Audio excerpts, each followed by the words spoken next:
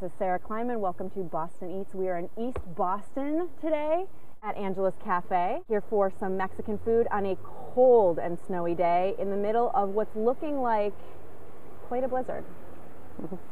I'm here with my friends Lindsay and Hugo, and we're ready for a hot meal. Let's go.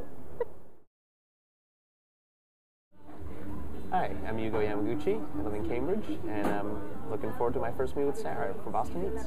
Hi, I'm Lindsay Yamaguchi. I'm so excited for Boston Eats at Angela's Cafe. There's a sign that says the ultimate guacamole with a picture of the green, beautiful goodness. And I feel like we need to order that as well. Definitely. It's a litmus test, actually, I think.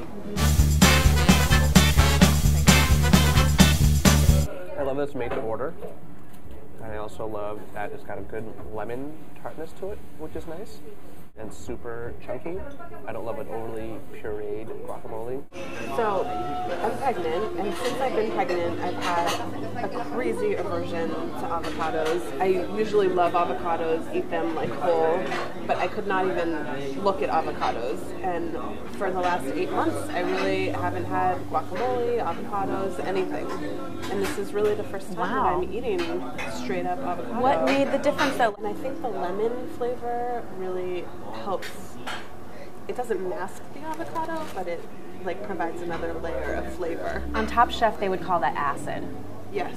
It gives it some acid. That's right. So we just got our like sampler platter.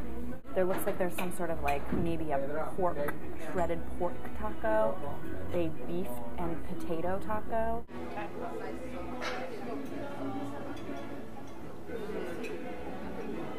Good? The onions are caramelized. I'm just gonna take a little bite. There's definitely some avocado on here and some cabbage of some kind. I'm just gonna go for this. Ready? Cabbage is fresh. The meat is really good, but not overpowering. Like it's not a really heavy little appetizer. The avocado is also fresh. The beans are like just still have a little bit of a salty, and there's a flaky, crispy taco underneath. It looks like a homemade, kind of like a huarache on the bottom. And it's got a dough that looks like they made themselves out of masa. It's got some cheese on top, some chicken, some mole. The tortilla or whatever is on the bottom, that's what hits me first. It's like perfectly cooked. It's got that good corn flavor. The mole is good, but not overpowering. The chicken is kind of there to help it out, but it really is, I think, the huarache or the tortilla on the bottom and the sauce that make that appetizer really stand out.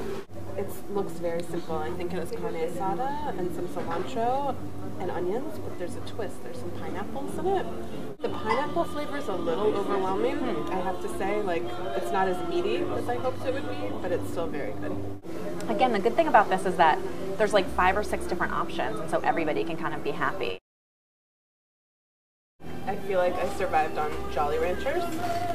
Jolly Ranchers. And are you a Jolly Rancher lover in general? I mean, they're okay. I feel like the last time I had Jolly Ranchers was like at Friday night skate in like 7th grade at Thornton Park. Nobody would ever do couple skating with me. It's kind of intimate, couple skating. It is? Well, you wouldn't have to like flip each other and things. It was just 2 people. Holding hands? Yeah. It's a risk because then... It's definitely a risk. I would pretend I was thirsty during those skates, or I had to go to the bathroom. One of my pet peeves is when food doesn't arrive all at once for all the parties at the table. And here, they had extra staff bring all the food at once. Usually, by the time I start eating, I kind of have forgotten what I ordered, which has already happened today. There's cactus in it, that's what I remember. It's definitely spicy, it's like a green chili, so a chili verde. It has kind of the consistency of a loose pesto, I would say, but it is definitely spicy. The cactus, I think, adds a little tartness, which is nice. So I ordered chicken enchiladas with mole sauce. Again, the mole is not like overpowering. The tortilla is like layers of like masa. Taste the masa. And you get a little hint of the cheese. You don't get a ton of the cheese. I like this mole because I think it actually has like a good like sweetness and a little bit of bitterness to it, and I like that it's got more than one layer of flavor. I'm concerned. I ordered a large portion of meat. And it's fine. I like a nice steak, but this is a lot for a midday meal for me. Although maybe actually that's more appropriate for Mexico, and then this afternoon I can have a little siesta. You know, sleep from like 3 to 6, and then have like fruit for dinner. You know what I'm thinking here? 2 words I'm thinking. You know what the 2 words are? No. Doggy bag.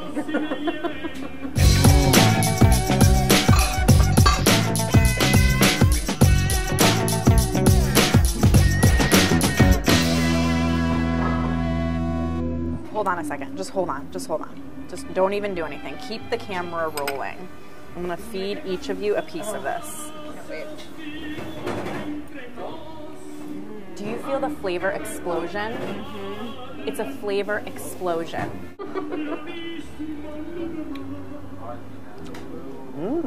I usually don't order steak for myself, but that was really good. I really Isn't that enjoyed good? Yeah, it was really Flavorful. Good. Yeah. Had a good amount of fat and a good amount of like lean meat. It was delicious. I feel like it's one of those things you like should like, you know? I feel like it's supposed to be this like rich, like romantic, like chocolatey. I think your expectations are too high. Maybe. But I don't like lobster. That's ridiculous. It feels a little bit dirty to me and messy, and I can't really get into that part of it too. It's like everywhere, and then there's the green, and like what really is that green stuff? The tamale? Lobster.